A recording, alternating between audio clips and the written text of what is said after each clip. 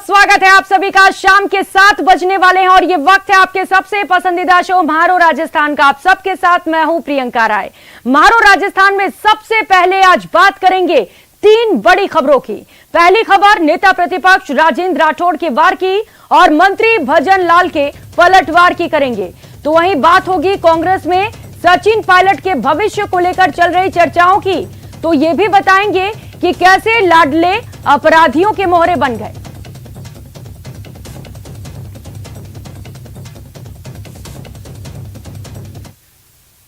और बुलेटिन की शुरुआत राजनीति से जुड़ी खबर के साथ करेंगे। राठौड़ का रिकॉर्ड तोड़ वार देखने को मिला। नेता प्रतिपक्ष राजेंद्र राठौड़ ने इस साल होने वाले विधानसभा चुनाव में बीजेपी की रिकॉर्ड तोड़ जीत का दावा किया। राजेंद्र राठौड़ ने कहा कि कांग्रेस के विधायक 2013 में मिनी बस जितने ही जीत कर आए थे, इस बार एक फॉर्च्यूनर में बैठने जितने विधायक ही मुश्किल से चुनाव जीतकर विधानसभा पहुंचेंगे। नेता प्रतिपक्ष ने कहा कि सरकार इतने सेल्फ गोल कर रही है कि उसकी हार और बड़ी होती जा रही है। कहता आ रहा हूं कि कांग्रेस की अब तक की सबसे शर्मनाक हार की ओर कांग्रेस बढ़ चुकी है। ये अशोक गहलोत जी जब जाते हैं तो सुपड़ा साफ करके जाते हैं, अपने जादुई करिश्मे से कांग्रेस को गायब करके जाते हैं। पिछली बार मिनी बस जितनी सवारियां छोड़ गए थे और इस बार इन्होंने प्रण कर रखा है, सेल्फ गोल कांग्रेस कर रही है और एक फॉर्च्यूनर जितनी सवारी कांग्रेस छोड़ जाए विधानसभा में तो बड़ी बात होगी। मेरा दावा आप रिकॉर्ड पर भी रखना और जिस दिन चुनाव का नतीजा आ जाए तो अगर मेरे दावे की अतिशोक्ति हो तो मुझे लानत देने जरूर आ पाना। तो वही नेता प्रतिपक्ष राजेंद्र राठौड़ पर मंत्री भजन लाल जाटव ने कड़ा पलटवार किया। जाटव ने कहा कि बीजेपी विपक्ष की भूमिका निभाने में पूरी तरह से नाकाम रही है और 4.5 साल में कोई मुद्दा नहीं उठा पाई। जहां तक फॉर्च्यूनर जितनी सीटें आने की बात है तो इसका जवाब जनता देगी। सुनिए क्या कहा। लीडर बने हैं, विपक्ष के नेता बने हैं, तो मैं तो इतना ही कहूंगा कि उनको बधाई और शुभकामना। पहले तो लंबा इंतजार करना पड़ा, उनको बड़ी मुश्किल से बने हैं। पर रहा कि फॉर्च्यूनर की और भाजपा की बात, तो ये तो जनता तय करती है। लोकतंत्र में, डेमोक्रेसी में जनता ही माई बाप है और क्या फैसला होगा, कैसा होगा, वो तो चुनाव आते हैं तब पता लगता है। परंतु इतना जरूर है कि भारतीय जनता पार्टी के पास 4.25 साल हो गए, कोई मुद्दा तो है नहीं। और अब बात शांति धारीवाल पर हुए जुबानी हमले की करेंगे। विधायक अमीन कागजी शांति धारीवाल पर जमकर बरसे। कागजी ने कहा कि यूडीएच मंत्री को जयपुर के विकास की कोई परवाह नहीं, वे सभी विकास कार्य कोटा ले जाना चाहते हैं, वे जयपुर का अपमान कर रहे हैं। सुनिए और क्या कुछ कहा। स्वायत्त शासन मंत्री जी, उनको टाइम क्यों नहीं है जयपुर के लिए? मैं ये कहना चाहता हूँ, ना जोन्स में एक्शन है, ना जोन में जेईएन है, ना जोन में एईएन है। मुख्यमंत्री जी उदार हैं, मुख्यमंत्री जी सारी योजनाएं दे रहे हैं और मंत्री उस पर कुंडली मार के बैठे। तो ये मैसेज जनता में तो जाता है ना। आप मेरी बात करो किशनपोल में, मैं पिछले 10 महीने में 10 चिट्ठियां लिख चुका मंत्री को कि साहब मेरे को एक्शन दे दो। नहीं दूंगा, सारे कोटा ले जाओ, कोटा से ही सरकार बन जाएगी, कोटा में ही जीत के आ जाएंगे सारे के सारे। नंबर 1 मंत्री है ना, जीत जाएंगे वो। ये कोई होता है क्या? जयपुर में हमारे को 4 सीटें मिली, निगम में एक्शन नहीं है, जेईएन नहीं है, सरकार पैसा देती है, सरकार ने पैसे दे के योजनाएं बनाने के लिए एक्शन किसको बोले? अगर जेईएन एईएन की बनेंगी योजनाएं, कहाँ जाएगा वो पैसा? 50 करोड़ रुपए मैं मुख्यमंत्री जी से सैंक्शन करा के सीवरेज के लिए लेके आया और मुख्यमंत्री जी ने 1.5 साल पहले, 2 साल पहले बजट में दे दिए। आज तक उसका टेंडर नहीं करा पाए मंत्री जी। ये मंत्रालय चलेगा? 276 करोड़ रुपए फिर लिया है हम। पार्शियलिटी करते हैं, घोर अपमान करते हैं लोगों का। मैं 10 बार उनके साथ जाके सचिवालय में, विधानसभा में मिल लिया। अरे भाई, मेरे अंकल, मेरे बुजुर्ग, मेरे पिताजी के साथ रहे हुए आदमी हो, इतनी तो कृपा कर दो। कब तक हम उधार के एक्शन और उधार जेईएन से काम चलाएंगे? उधर आज मंत्री प्रताप सिंह खाचरियावास ने नगर निगम हेरिटेज प्रशासन को जमकर खरी खोटी सुनाई। मंत्री ने निगम प्रशासन को लेकर नाराजगी इस कदर दिखाई कि उन्होंने मेयर तक को भी दो टूक कह डाला कि वे हमारी वजह से मेयर हैं, हम उनकी वजह से नहीं। मंत्री खाचरियावास ने पार्षदों की अनदेखी करने, साधारण सभा नहीं बुलाने और कमेटियों से लेकर सफाई तक के मुद्दे पर निगम हेरिटेज प्रशासन को जमकर लताड़ा। इस दौरान पार्षदों ने भी अपनी पीड़ा भरी सभा में मंत्री के सामने अपनी बातें रखी। निगम का मुख्य काम सफाई है, पार्षद राजी रहना चाहिए और सफाई करना नगर निगम की जिम्मेदारी है। जीरो करप्शन पे ये सरकार काम कर रही है। पट्टों में इतनी बड़ी छूट कांग्रेस की गहलोत सरकार ने दी है, इसमें कोई दो राय नहीं। इस मामले में धारीवाल जी का भी काम अच्छा है। इतनी छूट देने के बाद यदि पट्टे हम नहीं दे पा रहे हैं, पार्षद आपस में मीटिंग नहीं कर पाते, साधारण सभा नहीं हो पाती, तो ऐसे में क्या करें? हम तो चुनाव जिता सकते हैं, जिता के भेजा, हमने ही लड़ाया सब पार्षदों को, जीत कर आए। और जो अपने अधिकार के लिए नहीं लड़ सकता, वो पार्षद हो, एमएलए हो, एमपी हो, क्या करेगा?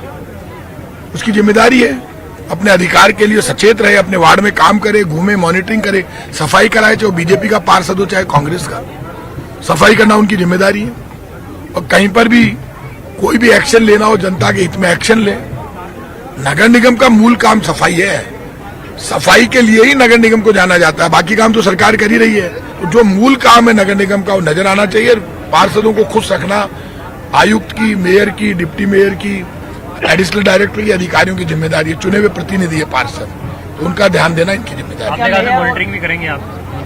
मैं मॉनिटरिंग हर 7 दिन में खुद आके मीटिंग लूंगा। तो वहीं प्रदेश बीजेपी के बड़े पदों पर हुए बदलावों को लेकर उपनेता प्रतिपक्ष सतीश पूनिया ने बयान दिया। बीजेपी में प्रदेशाध्यक्ष, नेता प्रतिपक्ष और उपनेता प्रतिपक्ष पद पर हुए बदलाव को लेकर सतीश पूनिया ने बेहतरीन सोशल इंजीनियरिंग करार दिया है। पूनिया ने कहा कि बीजेपी सर्वस्पर्शी है और सर्वव्यापी है, सभी वर्गों को साथ लेकर पार्टी चलती है। पूनिया ने कहा कि बीजेपी ने हमेशा हर वर्ग का ध्यान रखा है। पार्टी की जो समदृष्टि है, पार्टी की जो सोशल इंजीनियरिंग का जो एजेंडा है, ये आज देश में जनजाति की महिला राष्ट्रपति बनती है, तो ये कमिटमेंट है। आज यदि एक किसान के घर में जन्मे उपराष्ट्रपति बनते हैं, तो ये उसी का नतीजा है कि कहीं न कहीं पार्टी सब वर्गों की उनकी भागीदारी को ध्यान में रखती है और उसके प्रति संकल्प। तो वह चुनाव से पहले सचिन पायलट की नाराजगी खुलकर सामने आ रही है। पायलट ने कांग्रेस के संभाग स्तर के सम्मेलनों से सम्मानजनक दूरी बना ली है, जिसके सियासी मायने भी निकाले जाने लगे हैं। सचिन पायलट के भविष्य को लेकर अब प्रश्न चिन्ह खड़े होने लगे हैं। ये खास रिपोर्ट देखिए।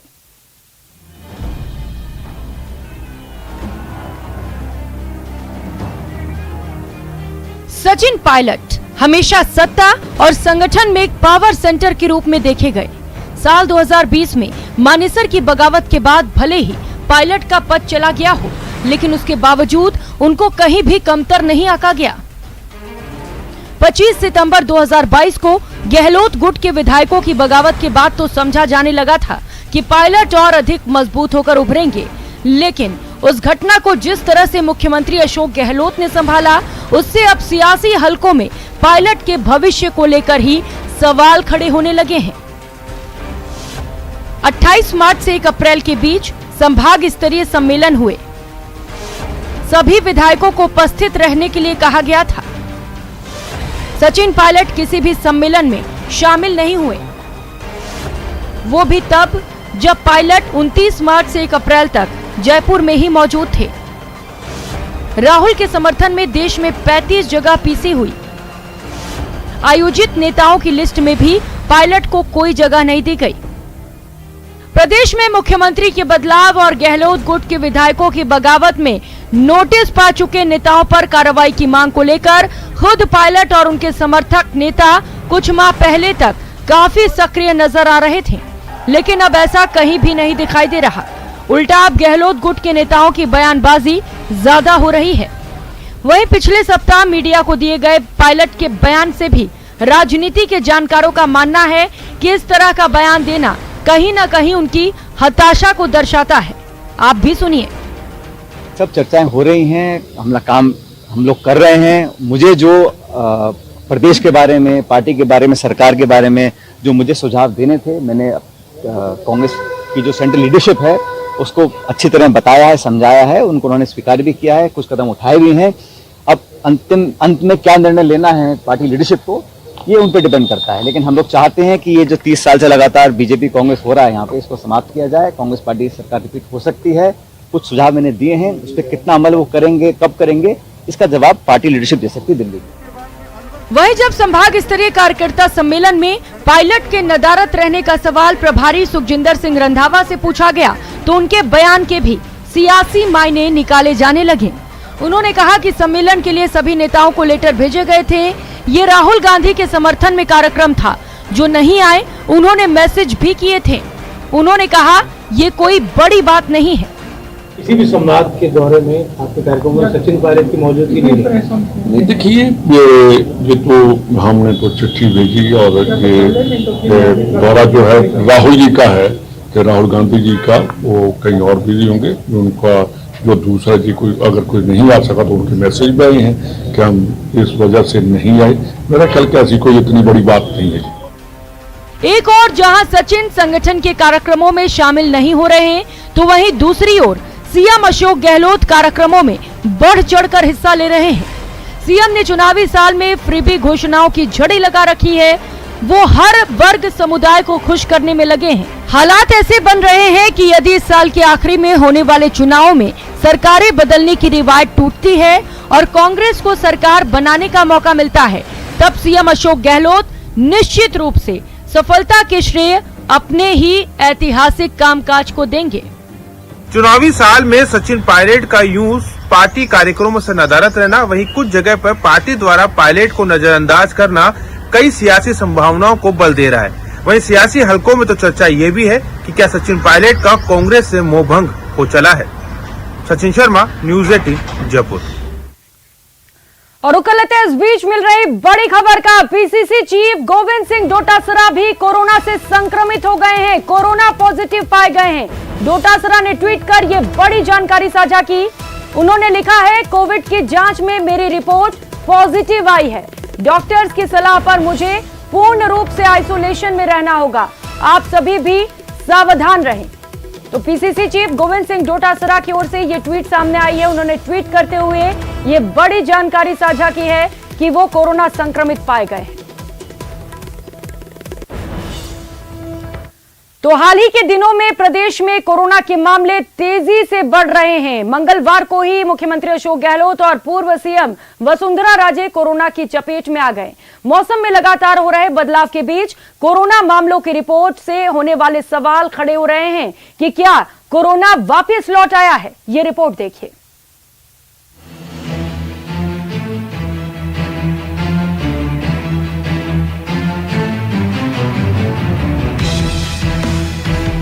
देश में एक बार फिर कोरोना के बढ़ते मामले डराने लगे हैं। हर बीतते दिन के साथ नए मामलों में बढ़ोतरी के और मौत के आंकड़े बढ़ते जा रहे हैं। स्वास्थ्य मंत्रालय के आंकड़े के अनुसार मंगलवार को देश भर में 4,435 नए मामले दर्ज किए गए, जबकि 15 की जान चली गई। बढ़ते मामलों के बावजूद जहां लोग कोरोना के प्रोटोकॉल का पालन नहीं कर रहे हैं, वहीं प्रदेश में सैंपलिंग भी कम हो रही है। आइए ग्राफिक्स के जरिए बताते हैं कि पिछले 7 दिनों में सैंपल और पॉजिटिव केस का रिपोर्ट कार्ड क्या रहा। तारीख 29 मार्च 1849 सैंपल लिए, पॉजिटिव आए 42। 30 मार्च 1398 सैंपल्स, 33 पॉजिटिव आए। 31 मार्च 592 सैंपल्स हुए, जिनमें 22 पॉजिटिव केस आए। 1 अप्रैल को 2036 सैंपल लिए गए, जिनमें से 21 पॉजिटिव पाए गए, 1 की मौत हुई। 2 अप्रैल को 1676 सैंपल लिए गए, जिनमें से 42 पॉजिटिव पाए गए, 1 की मौत हो गई। 3 अप्रैल को 507 सैंपल लिए गए, जिनमें से 17 पॉजिटिव केस सामने आए। 4 अप्रैल को 949 सैंपल्स हुए, जबकि 29 केस इनमें से पॉजिटिव पाए गए। पिछले 1 महीने के दौरान प्रदेश में 566 पॉजिटिव केस आए हैं, तो 9 लोगों की कोरोना से मौत हो गई है। लेकिन हाल के दिनों में कोरोना के मामले बढ़ते नजर आ रहे हैं। हालांकि चिकित्सकों का कहना है कि मामले जरूर बढ़ रहे हैं, लेकिन ज्यादा चिंता की बात नहीं है। हाल में आ रहे पॉजिटिव मामलों में कॉमन फ्लू या वायरल जैसे लक्षणों के साथ आ रहे हैं। अभी कोरोना के मामलों में तीव्रता देखने को नहीं मिल रही है। कि निश्चित रूप से कोरोना के केस बढ़ने लगे, लेकिन इसमें चिंता का विषय बहुत ज़्यादा नहीं है। अब तो सावधानी बरतने की ज़रूरत है। अभी जो कोरोना के केसेस आ रहे हैं वो सिंपल वायरल फीवर या कॉमन फ्लू लाइक सिम्टम्स करके आ रहे हैं, खांसी, जुकाम, बुखार। बस इसमें देखने को क्या है कि जो खांसी है वो कई बार 8-10-15 दिन रह जाती है, बुखार 4 से 5 दिन रहता है। बाकी ऐसा जो पहले सीवियरिटीज़ थी या लंग्स इन्वॉल्वमेंट था वो भी ऐसा बहुत ज़्यादा देखने को नहीं मिल रहा है। और आमतौर पर ये 4 से 5 दिन में ठीक हो रहा है। खांसी थोड़ा सा परेशान करती है, वो 8-10 दिन में रहती है। फिर भी हमें सावधानी बरतने की जरूरत है। इससे डरने की जरूरत नहीं है, लेकिन सावधानी बरतना बहुत जरूरी है। माना जा रहा है कि सर्दी, जुकाम, बुखार के लक्षण होने पर लोग जांच कराए बिना इलाज ले रहे हैं। इसके कारण से कोरोना के आंकड़ों की सही रिपोर्ट सामने नहीं आ रही है। सिवियरिटी नहीं होने के कारण लोग भी इसे गंभीरता से नहीं ले रहे हैं। चिकित्सकों का कहना है कि कुछ सावधानियां बरत कर कोरोना से बचा जा सकता है। ये सर्दी, जुकाम, बुखार, खांसी वाले पेशेंट काफी ज़्यादा आ रहे हैं और इसी को देखते हुए ये संभावना व्यक्त की जा सकती है कि इसमें कोविड जो है ना ये कोरोना के केसेस भी हो सकते हैं। पर अभी एहतियात बरतने की ज़रूरत ज़्यादा है। ऐसे फ्रैंक केसेस या बहुत ज़्यादा है ना जो कॉम्प्लिकेटेड केसेस नहीं आ रहे हैं। सिर्फ अपने को एहतियाती बरतना है, मास्क लगाना है, डिस्टेंस मेंटेन रखनी है। कोरोना के बढ़ते मामलों को लेकर तो यही कहा जा सकता है कि सावधानी हटी और दुर्घटना घटी। जैसे ही हम लोगों ने कोरोना के प्रोटोकॉल का पालन करना छोड़ा, वैसे ही कोरोना ने अपना कहर बरपाना शुरू कर दिया। उस पर सर्दी, जुकाम, खांसी के मरीज भी कोरोना की जांच कराए बिना इलाज ले रहे हैं, जिसके कारण वास्तविक स्थिति का पता नहीं चल पा रहा है। एक बार फिर से हम सबको मिलकर प्रोटोकॉल का पालन करना है और कोरोना को हराना है। सौरभ गृहस्थी, न्यूज़ 18 राजस्थान। और फिलहाल यह वक्त हो चला एक छोटे से ब्रेक का। ब्रेक के बाद आपको दिखाएंगे प्रदेश में रिश्वतखोरों की खैर नहीं।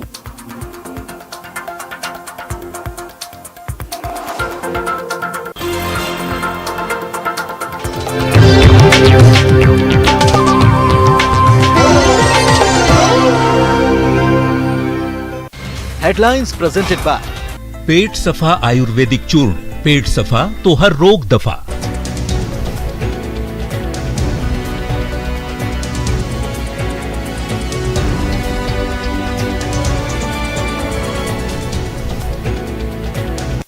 हेडलाइंस प्रेजेंटेड बाय पेट सफा आयुर्वेदिक चूर्ण।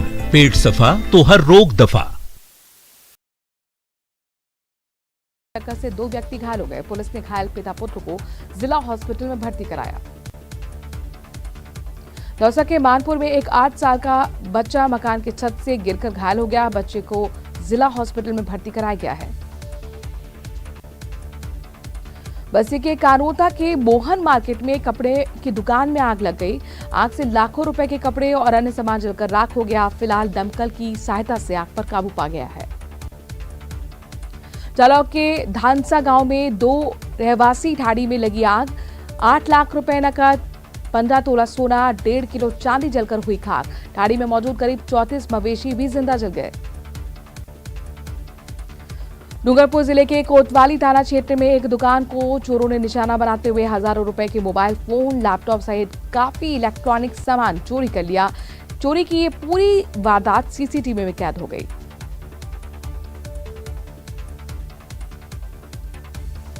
जालौर के मीनवाल को जिला बनाने की मांग को लेकर पिछले 17 मार्च से लगातार धरना जारी है और इसी दौरान थाने पर कुछ लोगों की तबियत बिगड़ने पर डॉक्टरों की टीम मौके पर पहुंची। उनका हेल्थ चेकअप किया गया। दौसा जिले के मैवा को जिला बनाने को लेकर पिछले 15 दिनों से धरना प्रदर्शन किया जा रहा है। लोगों ने महुआ कस्बे के तरफ से मशाल जुलूस निकाली और इस जुलूस के जरिए सरकार का ध्यान आकर्षण किया। पोखरण में पुलिस ने कार्रवाई करते हुए डकैती की वारदात के मामले में फरार चल रहे आरोपी को गिरफ्तार किया है। पुलिस ने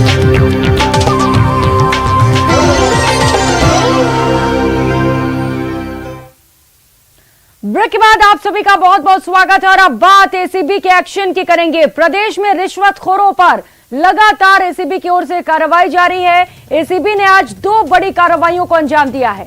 पहली तस्वीर जयपुर की है, जहां बीएसएनएल का सब डिविजनल इंजीनियर 1 लाख की घूस लेते हुए ट्रैप किया गया। तो वहीं दूसरी तस्वीर अजमेर की, जहां पर एसीबी ने संभागीय आयुक्त के बाबू को 95,000 रुपए की रिश्वत लेते रंगे हाथों गिरफ्तार किया।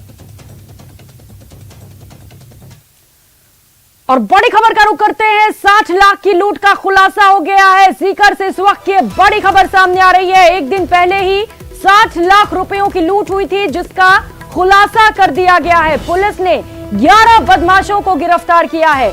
बद्री विहार के पास गोली मारकर लूट की कोशिश की गई थी।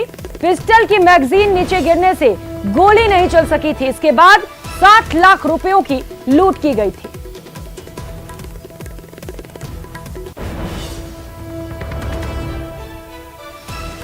छीनने की वारदात हुई थी, जिसमें हवाई फायर करने की कोशिश भी की थी, लेकिन फायर नहीं हुआ और उसके मैगजीन पिस्टल की मैगजीन निकल गई थी। पर वो बैग छीनने में, परिवादी से बैग छीनने में कामयाब हो गए थे और अपनी गाड़ियों के साथ भाग गए थे। परिवादी के मुकदमा दर्ज कराने पर हम लोगों ने अलग अलग टीमें बनाकर और उन लोगों को आइडेंटिफाई करने का प्रयास किया, जिसमें हम लोगों ने करीब 13-14 लोगों को आइडेंटिफाई किया है। उनमें से 11 लोग हमने अभी तक इस मुकदमे में अरेस्ट किए हैं। किसी भी इंसान की सबसे बड़ी कमजोरी उसके अपने होते हैं, उसके परिजन होते हैं, और ये बात दुर्दांत अपराधी भी समझते हैं। तभी पुलिस वालों के परिजनों को अपना मोहरा बनाकर अपना उल्लू सीधा कर रहे हैं। बीकानेर से ऐसी ही एक चौंकाने वाली रिपोर्ट सामने आई है, देखिए।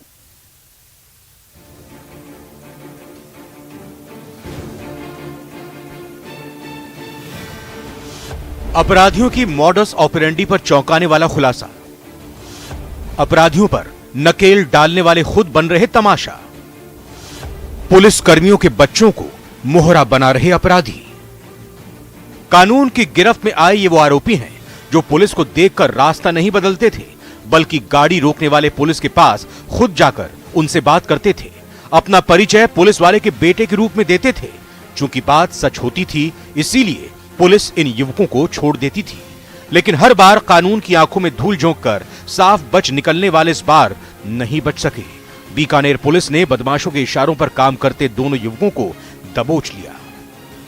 झुंझुनू पुलिस में कांस्टेबल और आरएसी की 3rd बटालियन में हेड कांस्टेबल के 2 बेटों को गिरफ्तार किया है और इन दोनों ही का संबंध जो है वो रोहित गोदारा के गुर्गों से पाया गया है। दरअसल पुलिस ने एक दिन पहले ही कार्रवाई करते हुए 4 लोगों को गिरफ्तार किया था, जिनके पास से 2 माउजर सहित 50 राउंड बुलेट्स बरामद की गई थी। बड़ी तादाद में ये हथियार इनसे बरामद किए गए थे और उन्हीं की निशानदेही पर पुलिस कर्मियों के इन दोनों बेटों की गिरफ्तारी की गई है।